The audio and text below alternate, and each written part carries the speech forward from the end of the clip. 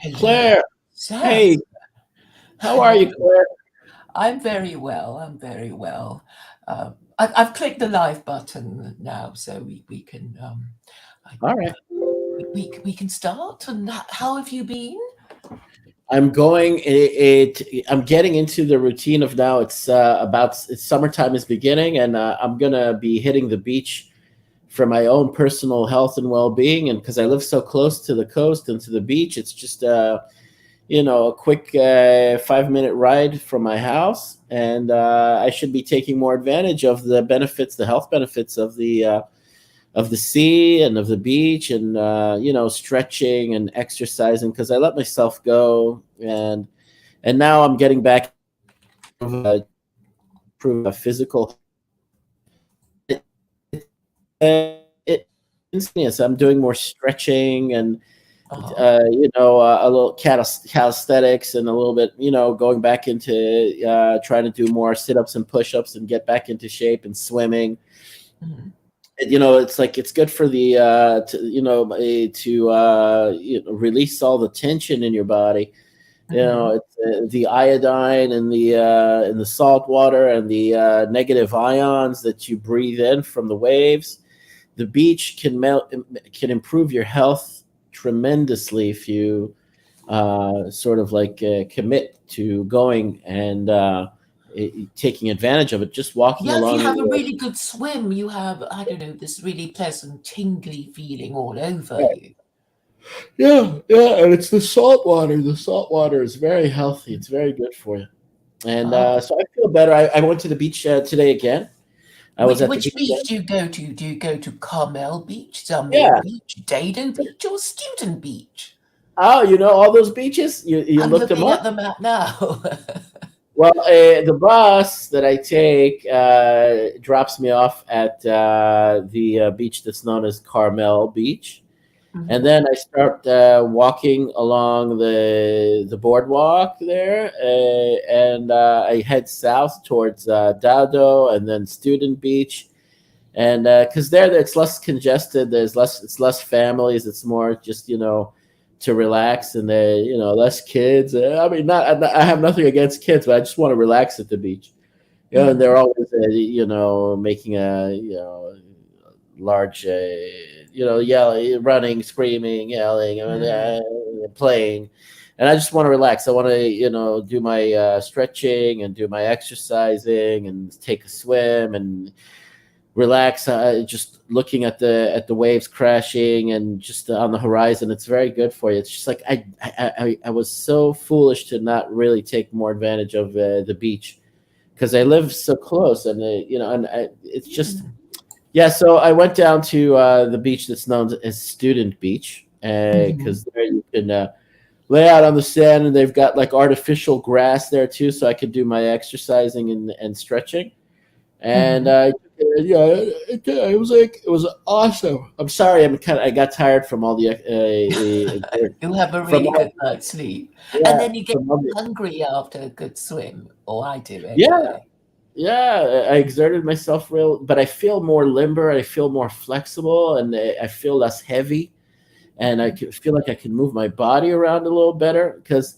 I was in the military when I was younger. I was in both the Israeli Defense Forces and the U.S. Army, and I was in super shape. And I remember being very healthy, being able to, do long jogs. And, we did,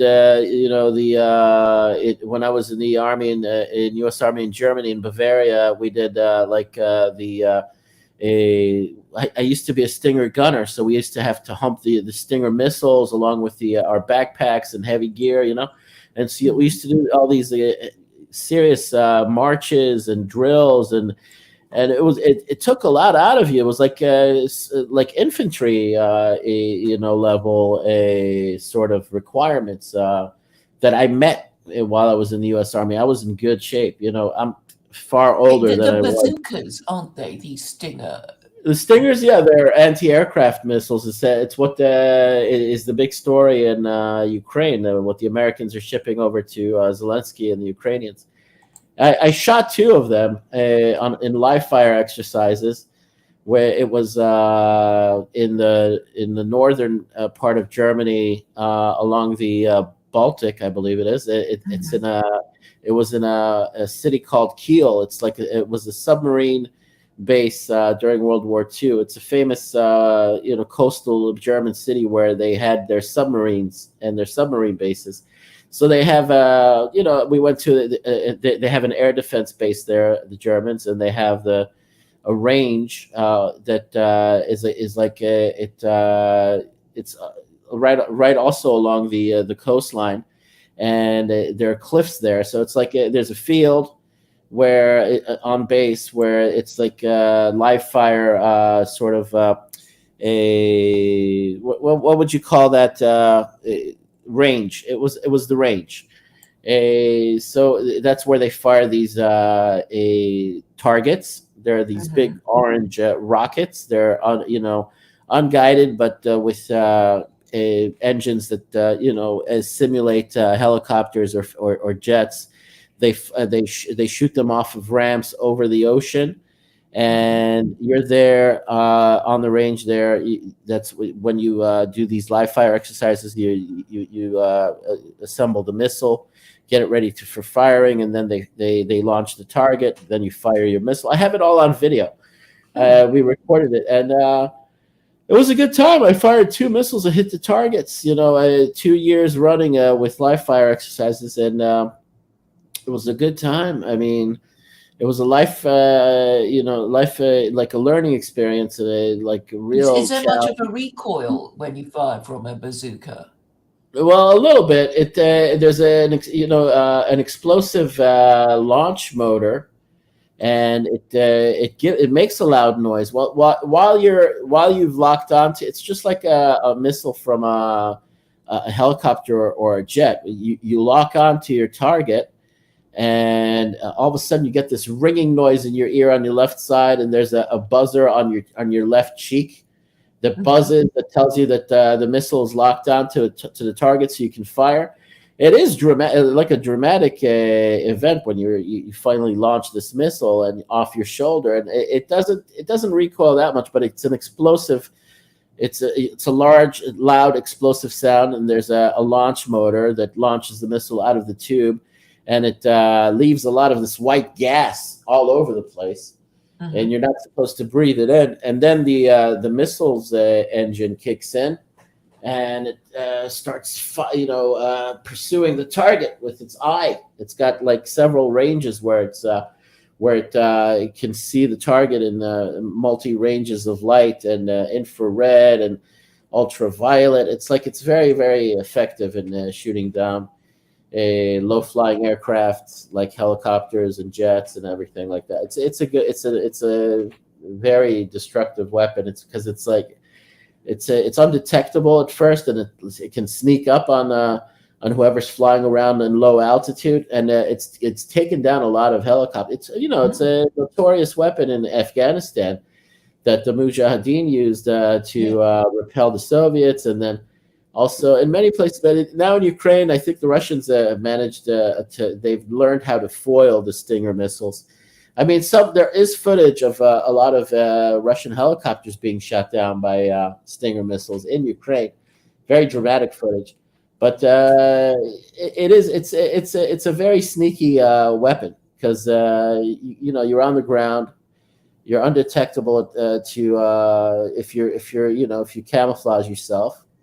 And then all of a sudden you sneak up on a flying target, and they have no countermeasures if you catch them really by surprise in short range. It's like if you've got a range of less than I'd say a kilometer, and this is usually the case if it's their targets of opportunity, they all of a sudden show up, and then you see them and they're in close range, and you shoot them. That they can't really, unless they have this real good countermeasures with like a lot of the new countermeasures is like also laser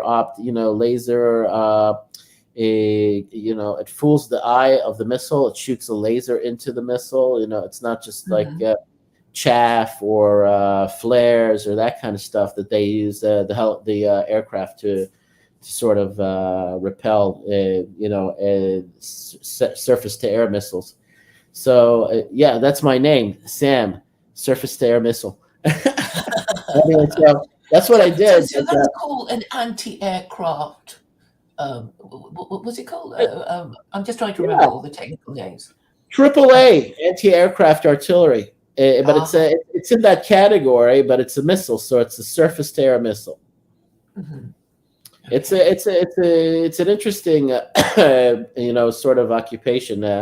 I was in the military for 3 years in the U.S. Army, and I had the a what was it called, the 14 Sierra Avenger. That was the I forgot all the terminology for like the sort of like the job you have in the military. There's an something. Oh, it's so long. It's been so long. It's been such Mm, a long time mm, ago. Something occupational specialty. Here, I'll find it. One second. Just give me a second. mhm. Uh, Uh, oh, and I just wanted to ask about. So what you're saying is that knowing how to use it, it doesn't require you to, I don't know, have good marksmanship. You just know how to know that you have to use it because it takes aim for you, really, because it's all yeah. Well, automatic. no. You have to properly aim it. There's a lead. There's a left lead. There's a center and a right lead. It does Mhm, require some thinking. You can miss mhm, if you don't know what you're doing. You will miss. mhm, A military mm. occupational military specialty, OMS. Okay. That's the abbreviation, occupational military specialty. So mine was 14 Sierra Avenger. It was with the Hummer, with had a turret and 8 missiles altogether, and then you have man pads, and that's what I did. Also man pads. It was very interesting. What is this man pads Man thing? What's pads. It's like when you fire the missile off your shoulder, Mhm, and you have these different systems where you have a your Avenger uh, Jeep. Like it's not well, you have the Hummer. In the back of the Hummer, you have a turret, and it has mhm, a 40 millimeter machine gun, and mhm, it has two 4 missile pods, so it's like a total of 8 missiles altogether. And it like it's very GI Joe like. You mhm. turn the turret, and the missile pods go up and down, and you have like it's very cool. Hmm. The only thing missing is not armored. So you had like the Bradley armored vehicles also had these pods, the Stinger pods for air defense, and they use it in many different types of systems. The Stinger missile, it's Hmm. very very effective. But it's been such a long time. It's like now I'm getting motivated. I'm trying to recall that time when I was in that regiment of more waking up to reveille in the morning and doing exercises right on top of the morning, running and jogging, and long marches and long runs, even in the wintertime in the snow. And it's like it was in Germany, and Mhm, it was challenging, but I was in super shape, and mhm. I miss having been in that shape. It's kind of like it's giving me that drive, that desire to want to get active and do some more exercising now, because it's really bad to be it's really to be sedentary and sort of like too much of a sort of like yeah, you could call it kind of like a lazy lifestyle. It's just like not moving, Mhm. sitting too long, watching the screen for too long, absorbing information for too long. It's like I wish I could, even when I was in the IDF before I was in the U.S. Army, it was like also we did a lot of, even in that experience, it was also rigorous. We did marches at night. We did a lot of drilling, going to the range and firing range, throwing grenade, all this good stuff that you do as a soldier. You know, you throw your grenades, you shoot your submachine guns, you shoot the big. I shot almost every type of firearm, from 50 caliber to grenade launchers to automatic grenade launchers. It was good stuff, you know. And yeah, we also shot the what they're giving also to the Ukrainians is like anti-tank missiles and 9 millimeters. And so it's like I had my fun. I played with the toys, you know.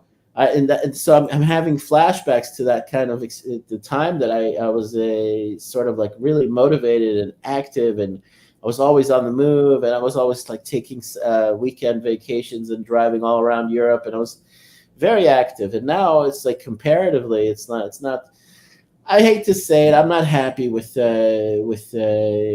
myself right now. I want to be in better shape. I want to lose a lot of weight, and I want to be able to move more easily. And I think I'm going to commit myself to that and take it. Are you a member of a gym?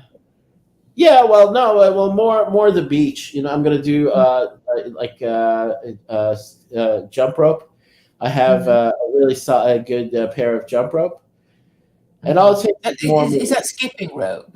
Yeah, skipping rope. Yeah, and I used to do that a lot as well, and I was really good at it. And you know, aerobics and stretching, and you know, just being at the beach. I think in short order, I'll be in much better shape than I am now.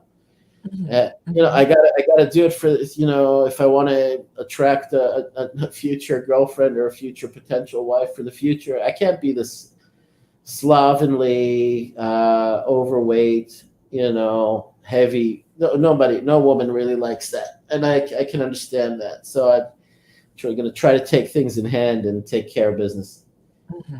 Yeah.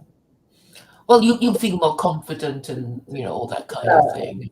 Yeah, I mean, I not to toot my own horn, but I got a good-looking face. I'm attractive looking in the face, but once they see the body, they get turned off.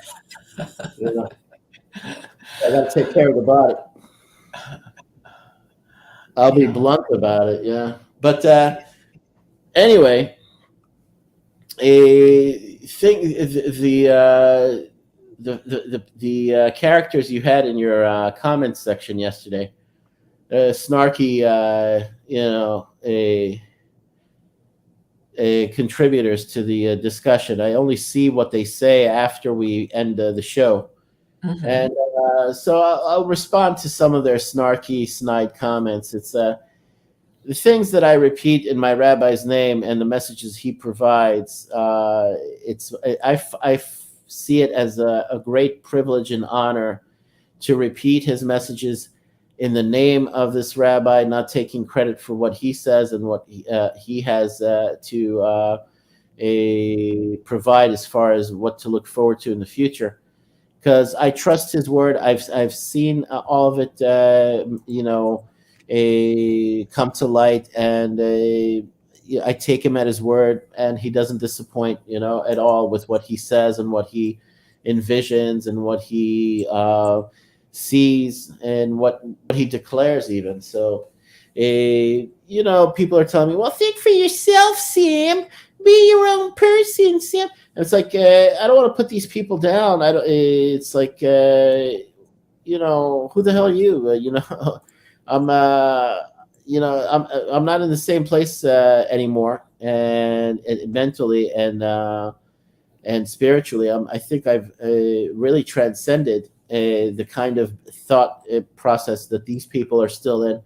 They think all of this is basically the hand of man, and they don't understand that the hand of God is guiding all of it, even though there's a lot of nefarious and evil people doing things deliberately to screw us up, to screw you know, humanity up, and to screw national sovereignty and individual freedom, and to take people's rights away, and to sort of make us marginalize us and weaken us deliberately. They have an agenda to really cripple as many people as possible in several ways, and in every way imaginable. So it's like this I felt more in America, in New York, or in general in the United States. It's like it's not theorizing. It's just the case Hmm. that if you really do not have this ability to overcome all of the obstacles they put in your way over there, you end up really marginalized. You end up really, depressed, and you end up feeling weak over there. I never felt a that I'd say confident in New York. I mean, I'm a confident person, but the culture and the overall atmosphere after a certain while, it's like I began to lose my will to want to engage with people and in a confident way. It's just like I felt the place was sort of like betraying me. The environment was betraying me, and Hmm. it's not that I was being like falling into the victim culture, but that's why I took a lot of interest in Alex Jones and alternative media, and all of a sudden I got verification. It's true. There is an agenda to weaken the populace and to make them more controlled and more controllable, and it comes at you from several vectors. And it's not wacky theories. It's the truth. Can you The food. name the vectors that these forces come from to make you number more? one number one is the food and the water. Have you Oh, have you ever how much time have you spent in the United States, Claire? I've been a few times, but I haven't noticed anything about the water. But I do notice that Americans do complain about the quality of their water. Right. And that's the case. They put a lot of chemicals in the water. They oversaturate the water, the drinking water, with chemicals. And the food is all, most of it is artificial, full of chemicals. A lot of it is synthetic. A lot of it is it's just fake food. And you really have to be wise about what you eat over there, because the food and the water end up making you numb. I mean, after a while of digesting that garbage, you end up going a little numb in the brain. You know? Okay, I mean, what I have heard about is that there's this phenomenon on men called moobs, which is Yeah, boobs for yeah. men, and apparently the reason is the um, Estrogen. estrogen Yeah, that found in the water, which is, yes, we know what yeah. they do with the water. Right. Um, okay. And Uh, it causes people to become obese. Also, all these chemicals, and the food is not nutritious. The food is mm, tasteless. A lot of it has no taste. And even people that come from America and come to Israel, like Jews from America that come here to live here, or to travel here to visit, they always have the same thing to say. The vegetables and the fruits in America have no taste. It's just like you're eating paper. And yes, I have heard that said about American vegetables. They look nice, they are big, but yeah, they have no taste. yeah, Mm. it's horrible. And so No, that's but one thing.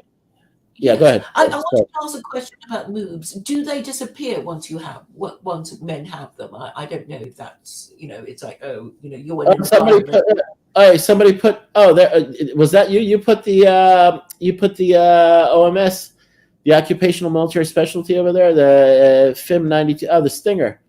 Well, The because 90. it says Sam and all that, and I thought Oh, it was yeah, yeah. interesting. Okay, that's what it's called. The title of the missile there is the FIM 92. That's Hmm. from yeah. That's anyway. Yeah, that's true. I experienced this. It's like when I was in the military, I had a flat chest and a developed chest. From the push-ups and the exercises and everything. Hmm. And it's like after you let yourself go, and you might get into the sedentary lifestyle and you do less exercising, you develop man boobs, you develop moobs, and it's Mm. not pleasant. It's it's horrible. So Yeah, well, and it's also the food. It's also, yeah, the chemicals in the food. It could be the estrogen or other chemicals in the food that it goes to your boobs, and you develop man boobs, and it looks disgusting. Mm. So yeah, it's all about doing burning the fat and getting the fat off of your body. Yeah, I mean, Yeah. I think, in a way, maybe our age and obviously our sex has something to do with our personality. In that, Uh, young men are full of testosterone and they're raring to go and they're ready to take risks to get, right. to get women and all that. And but I mean, they say that for men, once they get over a certain age, and they talk about it in terms of politics. It's like, if you ever have a military coup in your country, it would be done by a colonel because he's still in his 40s and still raring to go and is ambitious and still, Right. fit. And you never get, or hardly ever get, a general prepared to do a to conduct a Um, coup because he's got too right. much to lose. But you have the exception of General Franco. Oh yeah, yeah, yeah. In Spain. Yes, and Yeah. therefore, I guess, for most men, their outlook depends on, their physical fitness. And I Right. think Hitler also said something about, you have to be fit, because if you're not fit, you're just going to end up being a moral coward. Right. Because and this kind of explains why old men, even though they were courageous as young men, don't want to take risks because they think, oh, it might be uncomfortable, it might hurt their old bones, or it might annoy their wife, who will soon be their nurse, or is indeed their nurse. So all these factors, may actually happen naturally anyway, whether or not there's, a large amount of estrogen in the water. Um, Right. I would Well, suggest, because I'm thinking of my own personal history, and I suppose, I think I'm about the same, more or less, with regard to, risk taking and whatever. But I can yeah. imagine, if I was sort of, in a wheelchair and, whatever, I might, you know not be saying the kind of things I say. You Right. know, just Yeah. be, Yeah. Yeah. I agree fully that your physical well-being and your physical health definitely affect your mental capacity and your outlook on the future and your ability to express yourself more confidently. I mean, a good-looking people are more confident, and they're more confident in their speech as well. I mean, if they have sort of like a self, they appreciate they're confident with their appearance. They have self-esteem. It's like it has a lot to do with their bodily appearance, and it comes out in the speech. So if people mm, have had their in their youth memories of being very, if they were attractive, if they were charismatic, and if they were, magnetic types of people, and you could still feed off of all those memories of when the good old glory days of of when mm, you really were hot, so yeah. and But teenagers, teenagers, I still remember when I was a teenager, and I would mumble something, and my father would say, "What?" And you think, "Oh, that was a really silly thing to say," and you say nothing. well, The way teenagers mumble because they think they have something to say, then they can't say it clearly, and then when they say it, they realize it's stupid, and they're not going to argue about it with dad or mum or whoever. So you always get this mumble, mumble, mumble, and then when you ask, I'd say you're on to something as far as like y- when you get to a certain age and you're confident in your ability to express yourself more clearly and to formulate thoughts and opinions in a way that sounds more intelligent and is more intelligent, and you have life experience, so you know what you're talking about, and it's not guesswork, and it's not like a pseudo intellectual a sort of banter where you're just like trying to prove that you're smart.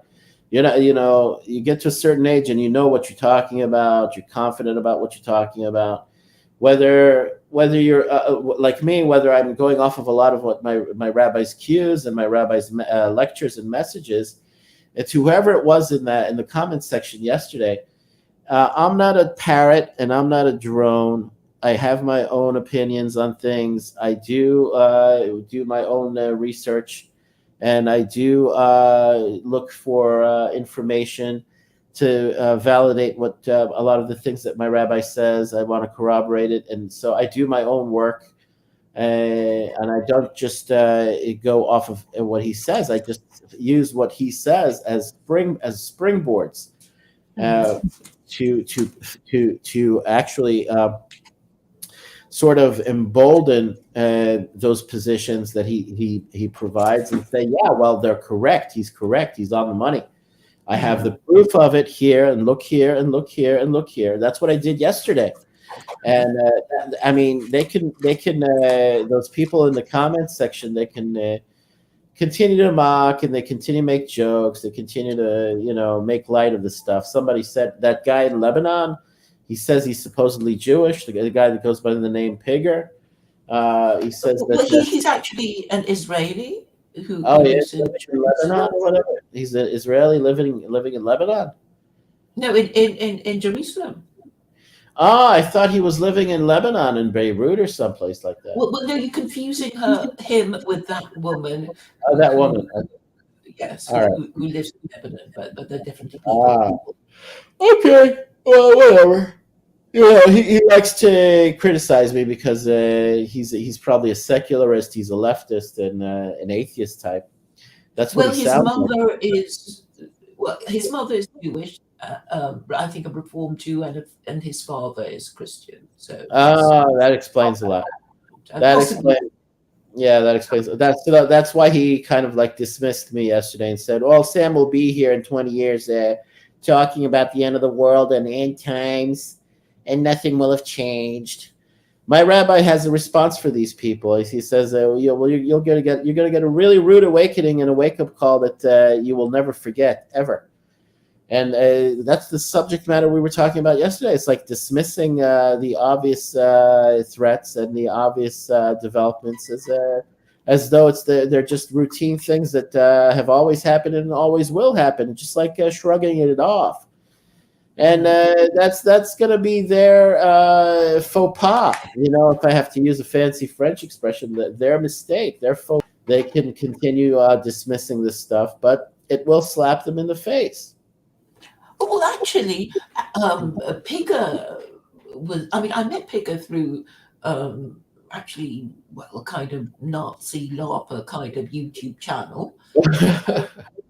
And he was saying, yes, I want Nazis, anti-Semites in the West to frighten Jews, so they come to Israel, and when all the Jews come back to Israel, they will the Messiah will come. He literally said that, and I thought, oh, then he and Sam would have something in common. But it's he doesn't believe in the Messiah. I thought he doesn't believe in the Messiah. I thought he thinks that's a joke. I don't know. I don't. You see that there are a lot of people who take strong, distinct positions and then change their mind. So I guess now that he's pretending to be a Gentile, which is, I guess, the purpose of the Pigger avatar, right? He may have had a crisis of identity. Well, that does happen to mixed. I'm sorry to make a generalization like this, but. The children of mixed marriages between Jews and Christians usually end up being schizophrenic or very like a split personality. And it's very sad. And I've seen this in many cases that they end up developing split personalities. And, so it's frowned upon to intermarry and have children by way of mixed religious, marriages. It's not advisable. It's not people Jews who are honest will say we don't recommend it. The children usually end up coming out screwed up, So I Yeah, I had my. I could have gone with a Christian woman and had children with Christian girls, but I always thought of the consequences that the children would end up really messed up, really screwed up and bent and confused. So luckily, I was patient and I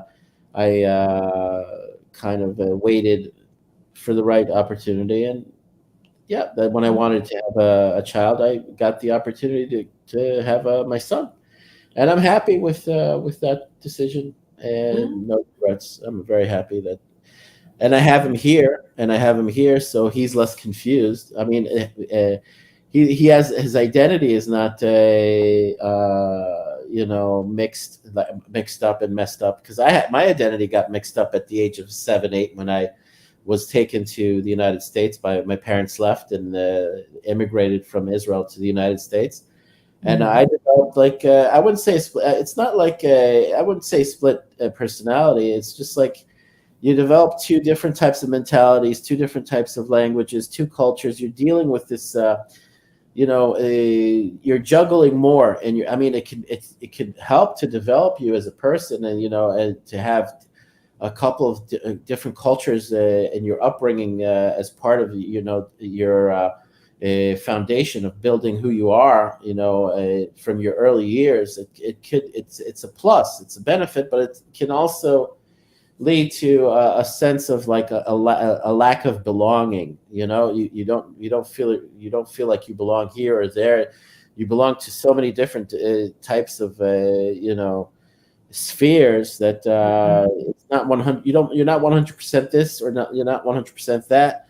But I mm. mean, there are certain advantages and disadvantages to it. I mean, you know what I'm saying. You're type of personality that I'm describing. Yeah, Uh, I think I did suffer from that, in my youth. But I guess, over time you get used to, all the, well, you kind of more instinctively know what to do because you've had so much practice at it. yeah.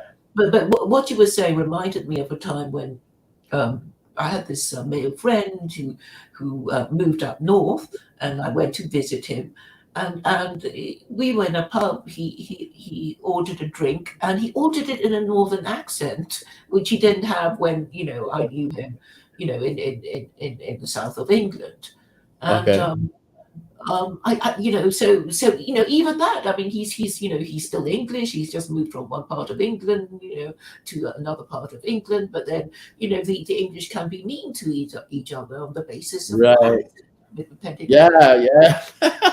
I made during my travels I made a lot of English friends and acquaintances, and they always mention this that there is that snooty attitude that English people have towards one another based on their accents and the places where they come from in England. It's like can you call it classism, or it's more than a classism? It is, I guess, regional, Yeah, and antipathy, yeah, but then you kind of get it for football clubs. It's sort of like Portsmouth and Southampton, which are both, right. seaside towns Yeah, and ports, and they hate each other. They go to their football clubs and they really want to kill each other just because they come from different right. cities. You can Um, call it tribal. I mean, they're tribal over there as well in England. I guess they're from the, like you said, regional sort of attitudes that are because I met these two girls from Newcastle, and it mhm, was on my trip when I was on my way to Israel. I was going by way of Southern Europe, and I ended up in Italy. I was in Italy in Naples, and we were. I met up with this in the youth hostel with a Danish guy and these two English girls that we all got together, and we said we'll do a day trip together to the island of Capri, and we were having a good time. We were all enjoying each other's company. But these girls were from Newcastle, and mhm. so they were telling me about certain types of accents, and that Could you they even understand them, these Geordies? Yeah, I mean, well, because there's this famous story. I forget the name of whatever singer who was trying to get on Americans Got Talent, and she could sing okay, but she had this accent that the Americans just couldn't understand, and apparently she didn't win the prize. I asked them to speak slowly so I could understand it. Yeah. I mean, if you're not born in England, you really you can only deal with Cockney because it's all in the movies, My Fair Yeah. Lady, and then people can cope with that. But anything else, and I guess people go crazy. It's like, why do you have to talk like that? Right. Well, I saw there's something funny on YouTube where they have this channel where they teach regional accents to Oh foreign. yes, I had a look because I Yeah, thought it'd be quite funny if I yeah. could do it. I can only do Australian, not Uh, Cockney, not even that well, but yeah. but yeah, it's like I mean, you can't help it. Even in Israel, you have some sort of like snotty, haughty kind of regions where they think themselves more than other places. That's So usually which accent? I mean, sorry, which region in Israel looks you down have on? like regions in north of Tel Aviv. They're very rich and affluent and snooty. You have Uh-huh. like Herzliya Pituach, northern Tel Aviv, where you have a lot of the moguls and a lot of the rich and famous people living there, and you have also politicians living in a town that's very ritzy. That Uh-huh. it's from the ancient world. It's called Caesarea, and Oh. there you have like multi-million-dollar mansions and villas there. It's like there are certain parts of the country where you have people that are very well off and affluent, and they kind of look their nose down at people. But do Uh, they talk differently? That's my question. their Hebrew is more refined. When they Okay. speak, their Hebrew is more refined. It's more on a academic level, you know. Right, but I mean the way they pronounce words, I mean, Yes, yes, yes, yes. There is that here, but not as much as it is in England. I mean, it's far more distinct in England. And but here that you have your upper crust types that speak mhm, Hebrew in a different way, that mhm, sounds more affluent and more sophisticated, or what have you. You know, mhm. but you know, this kind of, you have classism in Israel as well. Of But course. as far as what were we really going on about? Oh, the comments and the comments section and everything. You Mhm, know, mhm, uh, for whatever reason, I think some of the people in your circle over there of regulars uh, are looking to delegitimize what I'm saying, because it kind of like I think it irks them, or it scares them, or it bothers them that I'm talking this way, because so a lot of it has to do with religion and faith and religious dogmas that you find in Judaism about the end times, which aren't sitting well with either that guy Pigger, or that woman, or the Tinkle Schminkle guy, whatever, Tinkle Minkle, whatever he is. Yeah. Yeah, I mean, it's like I'm putting it out there for you. You can mock mhm, it all you want. I'm very confident in what I'm repeating, and not just repeating what my rabbi says. I'm also receiving verifications, and I'm receiving proofs of it. So my confidence is building more day by day. And as far as what he said, as what to look forward to as a sign of imminent, the imminent arrival is and I said this on several other channels, but I'll say it here as well, is that when the current coalition in Israel falls apart, is that you can accept that as your sort of like a point of inflection when this, that's what I'm looking forward to. So if you're confused as to why I want Israel's current government to fall, it has a lot more to do with them just having to go to a fifth round of elections.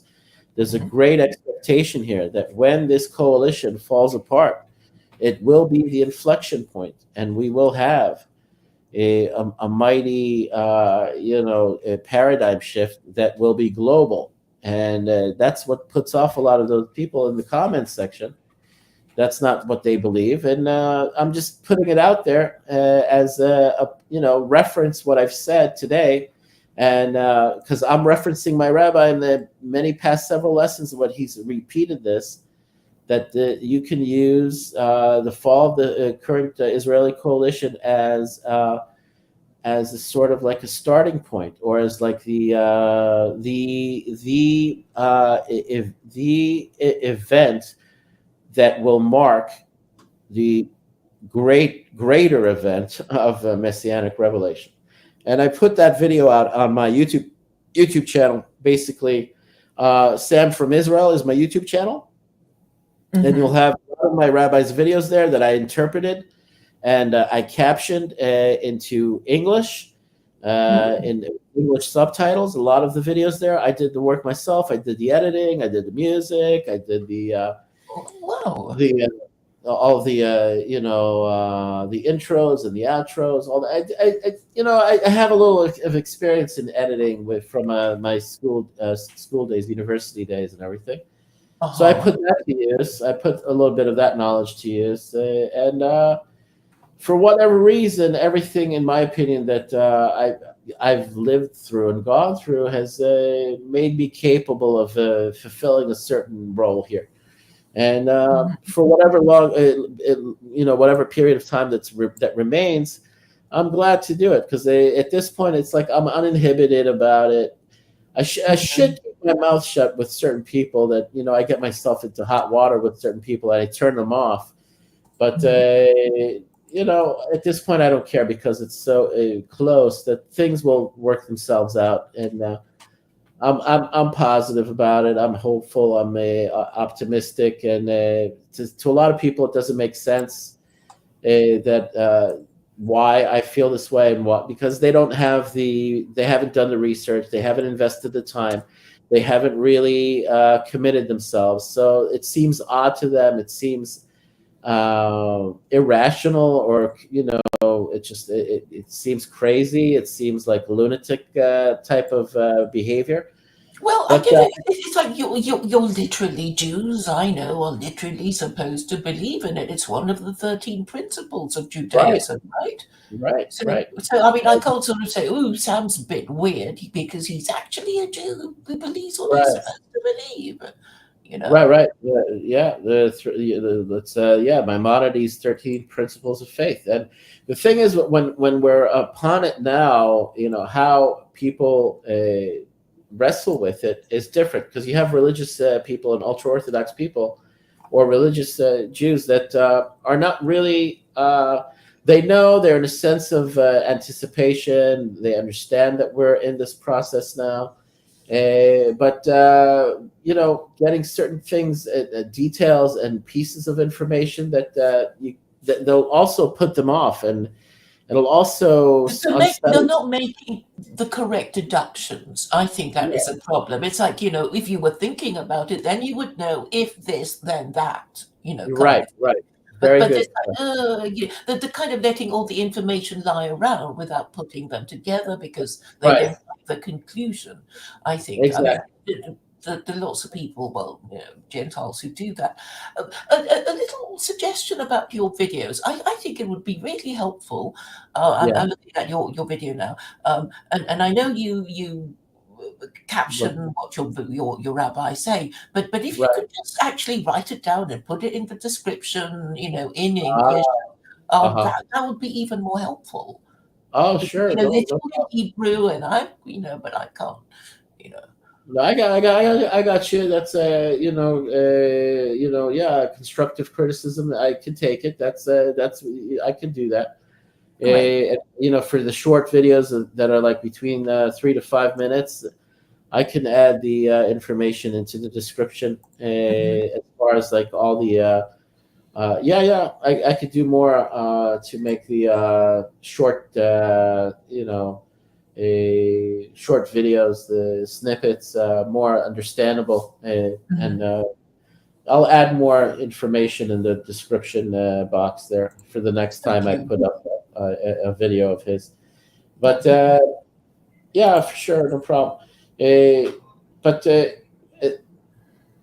case being what it is today with this coalition that we have that's overly dependent and reliant on the Arab political parties to keep it together is actually beginning to irk almost everybody. A large group of people here are beginning to really get bothered by this, and this coalition is teetering, and it should fall apart. It should have fallen apart already, but because you have bribes and extortion and political pressures, and it's shameless. It's very corrupt, and so they're keeping it together with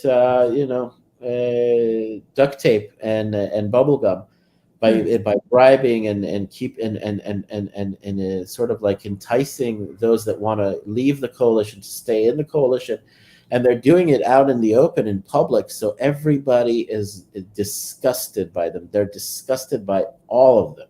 What are they doing in the open? They're like, it's called schita. It's extortion. All right, the Arab parties are involved in extorting the rest of the coalition party members into keeping them in the coalition, so the coalition doesn't fall apart. They're extorting them with pay us these millions of shekels, and we won't leave the coalition.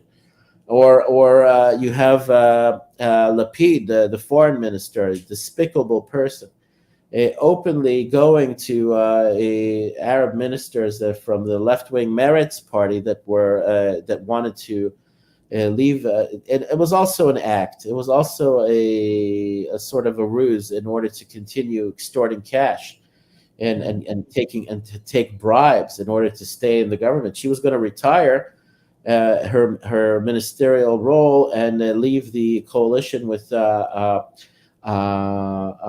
sort of like a minority of of ministers in the government, which would have triggered early elections. But she was bribed by Lapid, the foreign minister. So this is all being done in the open. Everybody can see it. And everybody is really sick and disgusted by it and of it. And a lot of things are also convincing them that it was a really bad move and a bad decision to accept Naftali Bennett as the prime minister, or to accept his scheming and supposed negotiating to create this coalition. They're all calling them, a lot of people are calling them Ramayim and Nochlim. Basically deceivers and schemers and sort of like what would you call a person that's really sneaky, untrustworthy. So faith is falling apart in this government, and God willing, it should fall sooner than later. I mean, they know how to drag this out. They take such desperate steps to keep this miserable government together. And do Israelis say, let's have a different kind of government? Democracy is not serving Israel yes, well. Yes, for sure. And they don't necessarily have to be religious or ultra orthodox, or traditionalists or believers. But mostly it comes from the religious. We know that our form of government and the system we have today is going the way of the dodo bird. It'll disappear. It will be a different type of government under the Messiah, under Messianic rule. I mean, does anybody suggest a one-party state? It will be, but it will be Jewish. So it sounds ethnocentric and restrictive and exclusive. But this is what my rabbi said, and you'll like this, Claire. I know the positions you take. He said there won't be any women in the government. in the coming government. There's no need for them to be in government, really. He said It's a basically that. distraction. What does it say again? I said they're just a distraction. I mean, if they're up to the job, then a man could do the job easily, right? I mean, so there's no need for them to be there. Right. No, but he basically said this that all of them will be Jewish. They'll be religious. They'll pray in the Knesset. When we have messianic revelation, there's going to be a total upheaval and revolution in the Israel's government. It won't be a democracy anymore. It will be, like you said, like it's what it's supposed to be, a theocracy. It will be a theocracy, and it will be religious rule. And he actually said that there will be a lot of non-Jews, Arabs, Muslims, what have you, Christian Arabs. A lot of them will remain in Israel. It's not that they will all be expelled. A lot of Arabs and non-Jews and Gentiles living here will feel compelled to pick up and leave. They will feel threatened to stay here because many supernatural things will occur, many overwhelming and traumatizing things will occur, and we'll have an exchange of populations. But what I got from my rabbi is that there will be a remnant of the Gentile population that's in Israel that will remain here, and they'll serve a certain purpose. They'll serve a certain role, but they'll have a position to fill here amongst the Jews in Israel. But there will be a much larger exchange of populations of the Jews living outside of Israel with the Gentiles living in Israel. That will be an exchange. That will be a flip. But Israel will become a theocracy, a Jewish theocracy under messianic rule. And there won't be women in the government, and the men will all be religious, and they'll have beards, and they'll have yarmulkes, and they'll pray in the Knesset. So things are going to be radically altered. So to answer your question, and will the Sanhedrin be restored? Yes. That will also be. It will be reinstalled. Yes, there will be a religious court that will take the place of the Supreme Court that we have today, which is very corrupt and crooked. They're also very, malicious and untrustworthy, and backstabbers and traitors and betrayers. Malicious towards whom? Towards the Jews, towards religious Jews. And so they'll go their own. They'll go the way of again the Etzel or the dodo bird. That's also guaranteed. How much longer?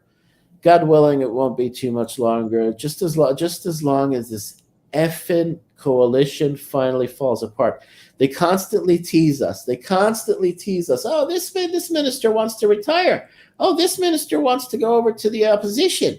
And then all of a sudden they get bribed. They get, their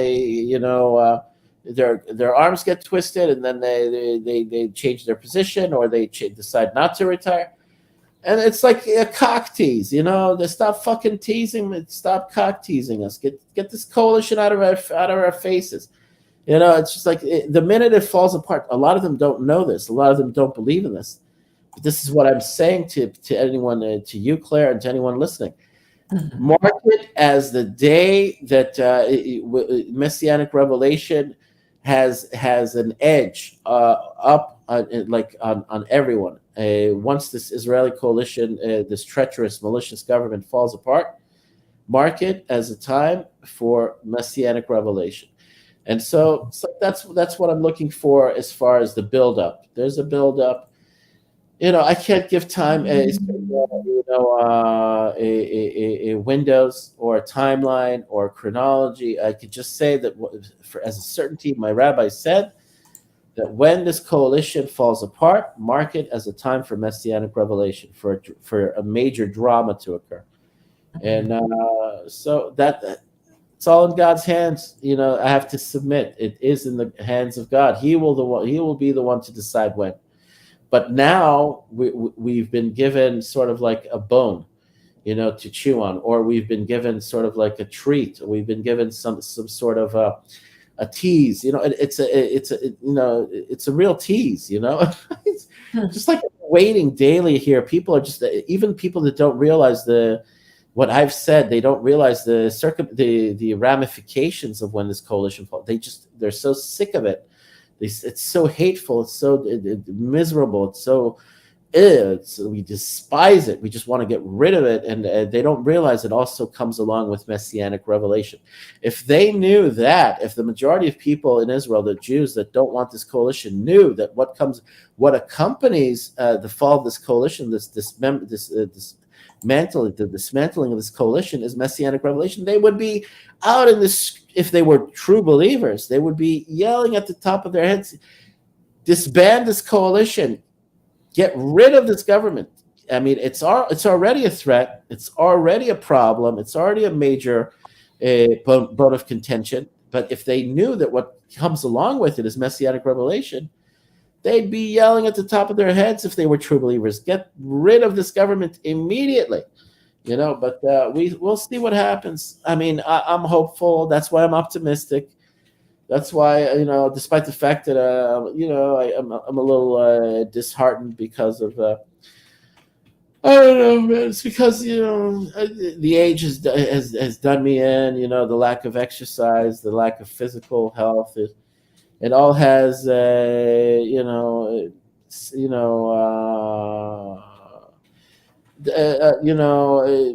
kind of like sad consequences, You can't. It's just not. It's not. It doesn't work with women. So that's why I'm taking myself in hand and trying to make myself more of what I should be in order to be happy. I don't want to be alone. I hate being alone. So anyway. Yes, I mean, I suppose really. I mean, some have said that looking for a woman is basically looking for more than you can chew. Yeah. Okay, so you're actually looking for trouble and asking for it. Well, but yes, I mean, but if you have the stomach for it, it can be rewarding if you find the right one. Yeah, for sure. No, it's like nowadays it's harder and everything's more difficult for even for people that are younger and more healthy and more they've got the right attractive sort of features to attract one another. Even today, I can say earnestly, it's difficult for them as well.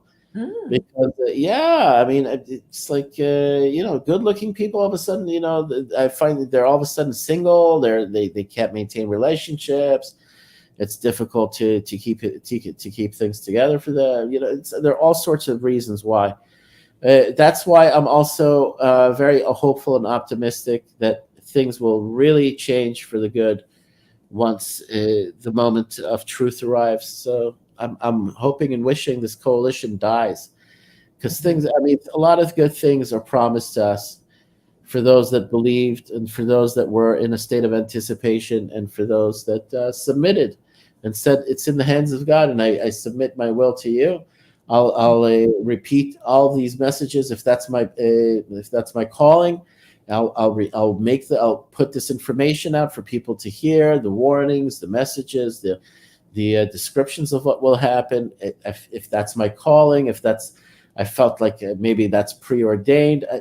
I started doing sort of like an analysis of all of my past experiences and all the things that I've done in my life that have brought me to this place where I can communicate clearly in the English language, and I have the background information and I have the experience in a lot of things. And the travel, that I've done, and the people I've met, it's like the person I became. I think I was now geared to sort of like maybe chosen to put this information out in a clear way in the English language for my rabbi. You understand? It's like I felt like maybe this is a calling, and maybe that this is what I should be doing, and I did it with John. You're an emissary to emissary. Right. Yeah. Yes. You could call that, and I could call myself a certain type of emissary, or in Hebrew they say a chassid, a chassid of a rabbi, or an apostle. I can't take it to the level of like saying apostle, because that's like a Christian title, But I would say, yeah, I think that for one reason or another, I was chosen to put out this information in English for English speakers, for my rabbi, in the service of my rabbi. Why? Because I spoke to his secretary years ago, and I felt that this was what was going on in their heads, and the guys who serves as secretary for Rabbi Nir Ben Alti, he goes by the name of Shafrir. He let me know that it's like I'm needed, and he told me you're helping him. You help him, so you have you get a great benefit from this. The fact that you're helping the Rabbi Nir Ben Alti, who is the Mashiach, the Messiah. So it's like it's a privilege. It's a great honor if I could do this and put this information out for my rabbi. I do it with selflessly, with a lot of devotion and love, because it's something that I exert myself and I repeat myself. But if I was chosen for this, and if I was developed it to be who I am today, to fulfill this role in some capacity, I'm glad. I'll do it willingly, with no complaints. And that's why I've been capable of going on and on with John and with other people and with you. And you see, it's like I'm what do they call chatterbox?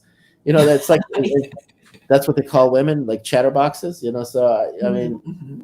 I have that ability as well. So when the subject matter, you do express yourself clearly, and that is refreshing in a world where people are just mincing their words and not really saying what they mean. So right. you are certainly very refreshing in this regard. Well, I have. A lot of people probably want to be clear, but they can't be clear if they're not clear in their minds, if they haven't made their minds up. Right. Well, at the same time, it's like I told you, I'm not inhibited, and I don't feel intimidated in putting out this message, because I'm very confident in what I'm saying. Mm-hmm. And some people have a hard time making sense of what I'm saying. Even rabbis abroad, that some of the things I've said got to their ears, and I know that I knew they were talking about me. They said, well, it was this rabbi in Florida, Yaron Reuven. Yes, of course. I thought you were going to say his name. What did he say about you? He had a lecture, or he had a lesson that he provided, and he said that people brought this confident character that seems to believe he knows what the process of messianic revelation entails, and he seems to be very confident in what he's saying, and he didn't dismiss me. He said he heard what I had to say, and he himself was very convinced for a while, and then he said no. Somehow he kind of sort of like downgraded me, or said that he ain't selling up and coming to Israel just yet. Right. So that's what I think was the point of contention, where he said, well, I don't agree with him. He doesn't know what he's talking about. Or he tried to, if not delegitimize me, to sort of demote me and say, well, he sounds confident, but he's not learned enough, and he didn't study this subject matter long enough. He tried to find his loopholes to get out of the sort of like demands and requirements my rabbi is making of these Gentile, these diaspora Jewish religious leaders living out in the exile. Because it's not I again, if they're listening, or anybody gets this message out to these rabbis living abroad, I'm repeating my rabbi's message. If I put it into words that make it sound convincing and I say it in confidently, I'm happy to have it come off that way, because that's the way it should come off. People should understand it to be the case and the truth. And if I was not sure of what I was saying, I'd be far less convincing, or I'd be far less, enthralling with what I have to say, because a lot of the things are sensational. And when Mm, I heard it first, it sounded sensational to me as well. But I mm. know that this is the case. I mean, too many things have happened, too many pieces have fallen into place, and I know this is where it ends up. Was Yaron Reuven actually referring to you? Are you Not sure? by name. Not by name. He said this guy sounded very confident in what he was saying. I Do know you he. have the video so that we can? It was You from about. It was from before Purim. It was in March, in like mid March, and yeah, I know he was talking about me. He said even he himself began to feel convinced until he stopped himself and found an excuse to say, well, he's not as he doesn't understand as much as he thinks he understands. So he has to inject Was it one of the videos that I posted that I tagged you in on Facebook? on of his, of your own Reuven's. Maybe it could have been videos, and I happened to run across this one video where he said, somebody gave me this guy's speech and conversation or whatever discussion, and he was listening to it, and he called me. He sounds very confident. He said he's very confident in what he has to say, and he even convinced me for a while. And then I had to stop myself and say, well, he doesn't have enough, schooling in Gemara, or in the oral Torah, or in the sages, or so he tried to dismiss me. He tried to diminish the message, but he doesn't understand. It's not coming from me. It's Mhm. coming from my rabbi, Rabbi Nir Ben Arzi. That's why I'm confident in what I'm saying. I would not be confident if I was just shooting from the hip and making stuff up, or guessing off the top of my head. Mhm. I'm confident in what I'm saying because it comes from the mouth of my rabbi, and Mhm. he is the Mashiach, and that's what I believe, and many others believe. So Mhm. that's why I'm confident. That's why I stand firm behind what I'm saying and what I'm putting out there. Because I know the source. I understand the source. I'm Yes. confident in the source. Yeah. So I mean, for all those that have their doubts and think that Mhm. this isn't from God, that this is again some scheme, because I'd say I don't want to put you down, whether you're Jewish or non-Jewish. It's just you're not there. You're not in tune. You're not engaged. You're not aware. You're kind of like functioning on a low level of perception. You want to Mhm. believe what you want to believe, but there are some. Yeah, go ahead. Yes. I Go was ahead. going to ask if you've asked him about Ernig Dakat. Uh, Uh, ear, um, ear, oh, the ear. Say it again. um, I think I Ear, pronounced it correctly. Ernig Dakat. ear One nidach. word. No, it's two words. Yeah, Yes. And then ear the second word is Nidakat. nidachat. Right, Nidachat. right. Ear nidachat. Yeah. Yeah. This was the original point of this conversation. My rabbi said this about the Jews living in the exile. It's not just the case of a ir nidachat. It's more profound than that. He basically said that nowhere outside of Israel, in the exile, in the diaspora, are the Jews safe, or do they have God's personal guidance, or personal over hashgacha pratit, or providence is no longer upon them. God's presence has left them. That's why they are vulnerable. That's why they are in danger.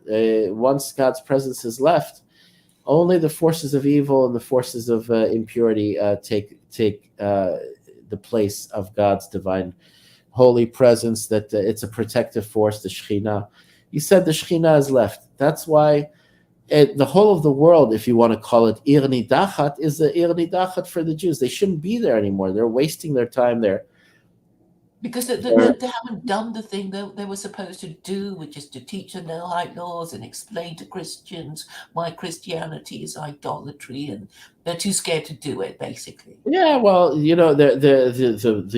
responsibilities that Jews had in the exile, in the diaspora, have been met. The interaction and the synergy between both Christians and Muslims, where Jews found themselves in both Christian and Muslim lands, that mission has been accomplished. So there's no point in their being there anymore. They are supposed to ingather to the land of Israel in order to be here for the time of the Messiah, the Messianic age. All right. So a lot of them that are religious or whatever position they hold, ultra Orthodox, Orthodox, conservative, they are failing in their faith. They are making up excuses. They are making up arguments. They're looking for loopholes, and it's no longer going to work. So when you talk about a sinful, wicked city, a city of idolatry and A city that has gone astray, I believe, city is that has the gone astray. actual translation. Yeah, nidachat, right? It's gone astray. So the point of it is that the Jews living in exile have gone astray by just remaining there and going against the will of God. Okay, Rabbi Neil Ben-Artzi said this. They don't. He said it in very clear words. En lachem Elokim elu shegarim bagalut. En lachem Elokim elu shegarim bechutz le'eretz Yisrael. You have no God. Those of you living in the exile in the diaspora outside of Israel, you have no God there. Nothing. God's presence has left you. God's divine protection and providence has left you. You are vulnerable. And so he said this. He said that they can make jokes and mock and say nothing's going to happen. And then just the same as what happened in Europe, it's not the same thing that will happen. I'm just saying the surprise of it. The trauma, the shock of it, that all of a sudden it rears its head and it surprises everybody. It's going to be in the same manner, except it's going to be, like I said before, it's going to be a humbling. It's going to be a case of where they lose their material wealth. They'll be impoverished. God does not want to take their lives. He wants them to come back to Israel for the time of the Messiah, for the final redemption. But it will be similar in the way of their behavior and their attitudes, and they're dismissing everything and they're pretending like everything's going to be okay. The Jews of Europe did the same exact thing, and they had a rude awakening. So a rude awakening is waiting for the Jews of the exile, and it's of their own making. So I feel bad for them. I have family and friends. I feel bad for them. But I can't fight. I'm not going to go butt my head against them. I'm not going to go head to head against them. It's like I can't. Jews are. It's the worst thing to get into a headbutting match, Jew versus Jew. It's like just asking for trouble. Do you know a Rabbi Sternbach? Sounds familiar. Sounds. But because what you were saying about Jews in the diaspora, Right. Rabbi Sternbach was born in England, but he's now in Israel. He's quite elderly. He's in his 90s. But basically, he has declared the chief rabbi of the British Commonwealth a heretic. Right. Oh, really? Wow. Yeah, and there was his letter in Hebrew, and I couldn't even get a translation of it until well in 2020.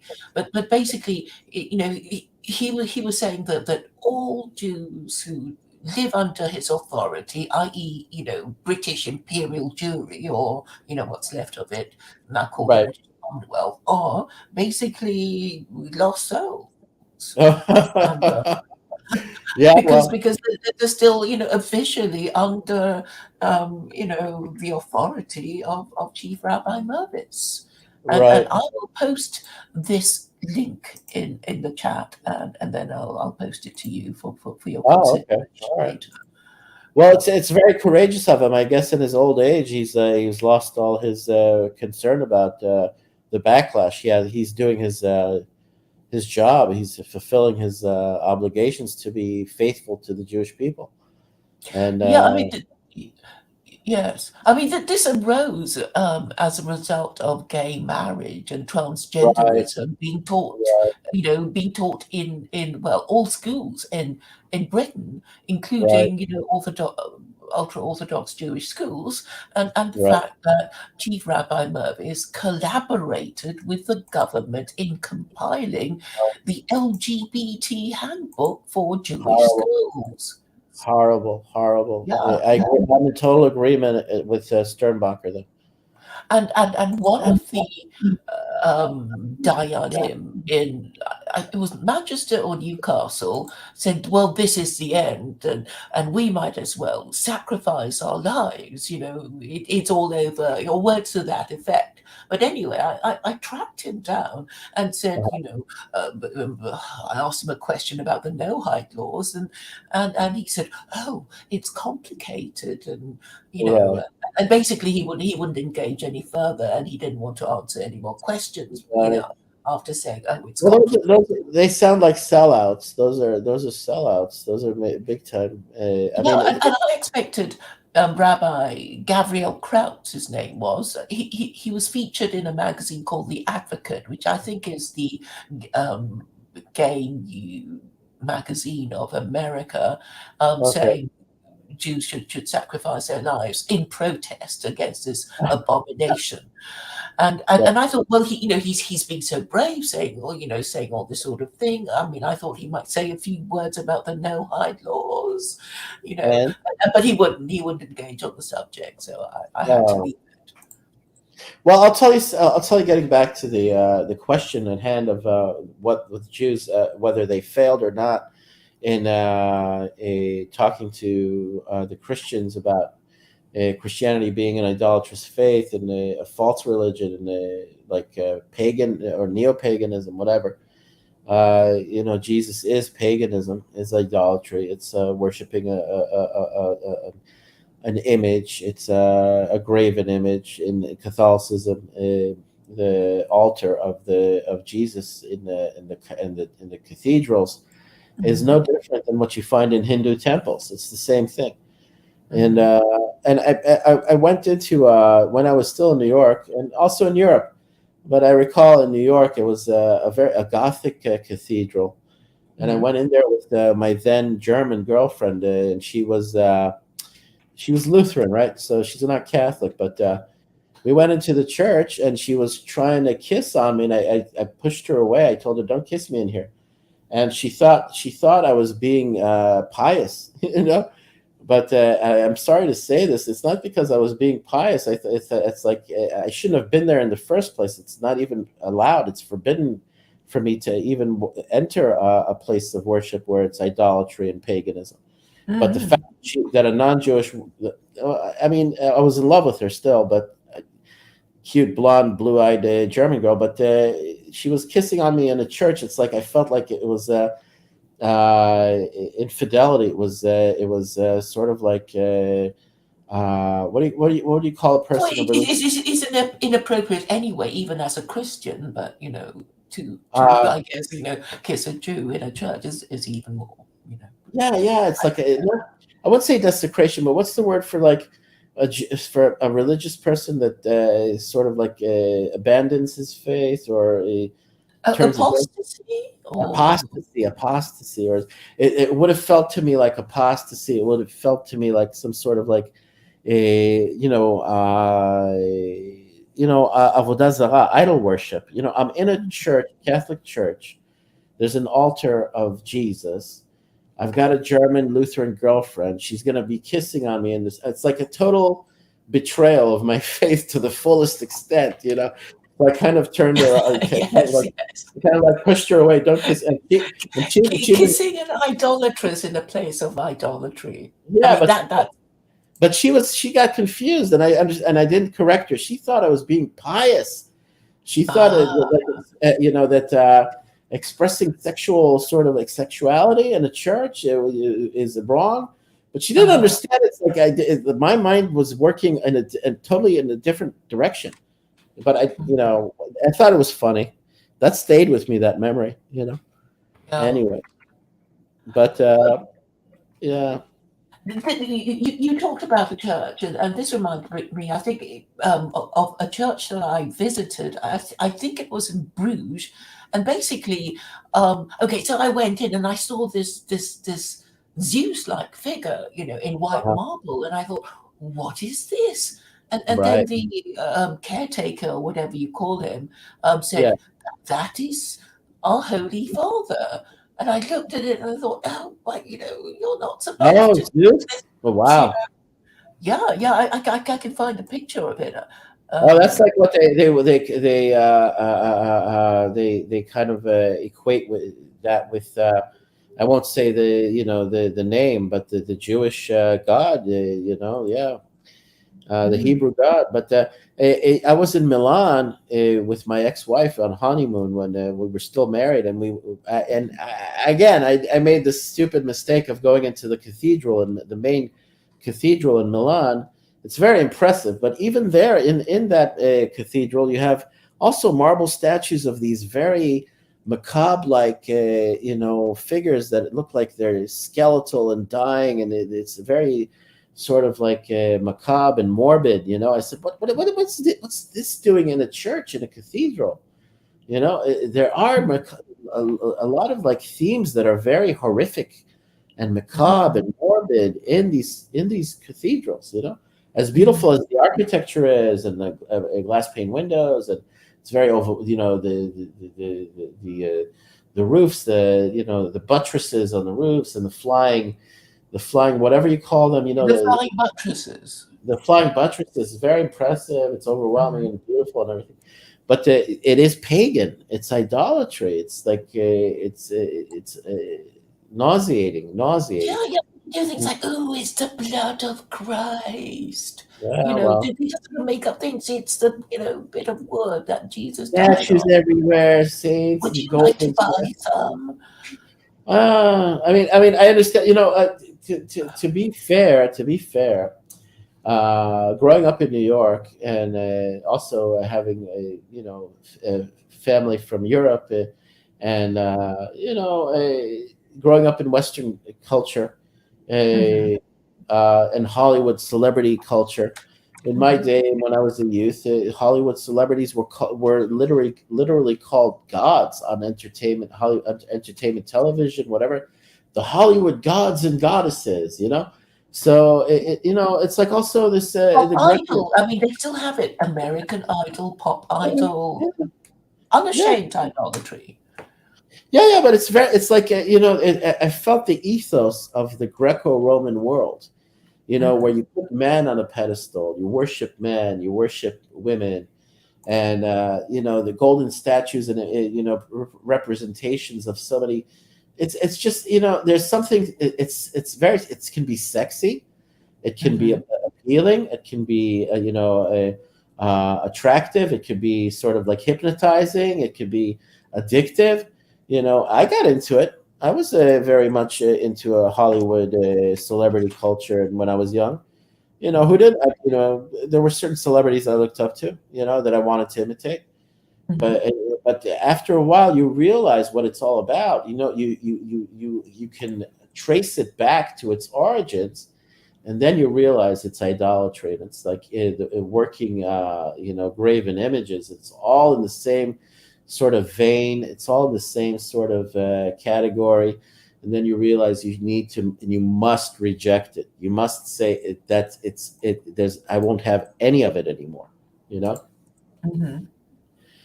Well, I So mean, yeah, it's just necessary because in the end you're worshiping something that isn't perfect when you could be worshiping right. an ideal or a rule that is more important that you follow than worshiping this material Yeah, well, thing. it's infidelity. It's like whoring yourself. You're a prostitute. You prostitute yourself to foreign gods, to false gods. Mhm, It's an act of treachery, infidelity, and betrayal. That's why you take yourself away from the Creator when you do that. You take yourself away from God when you do that. So I learned my lesson. It's like, don't do that anymore. Yes, because I think it's been compared to, well, I mean, Jews have been compared to the bride of God, right? Right. Correct. And Yeah. therefore, if then the bride of God is being openly idolatrous, Yeah. Yeah. openly adulterous, adult, yeah. Yeah. Okay. There's a theme like that in the book of Hosea, about the bride being a harlot and going Mhm. off with other men while her husband is keeping an eye on her, and just in being torn up about her harlotry and her sort Mhm. of betrayals, but still keeping an eye on her so he could finally take her I think back that, with him. Yeah, yeah, right. Because I think the book of Jeremiah actually says, yes, you guys are like that, but I'll still take you back. right. Because I think that's basically what, that yes, you are like my wife, and Yes, you have that openly yeah, prostituted yourself under the shady tree or something. right, But I right. Well, yeah, they had orgies, during that time with the Canaanite gods. Baal and Asherah and all those gods. They had sexual rights in forests under trees, all sorts of things that they did that were very lecherous and sort of like idol worship of the worst kind. But Mhm.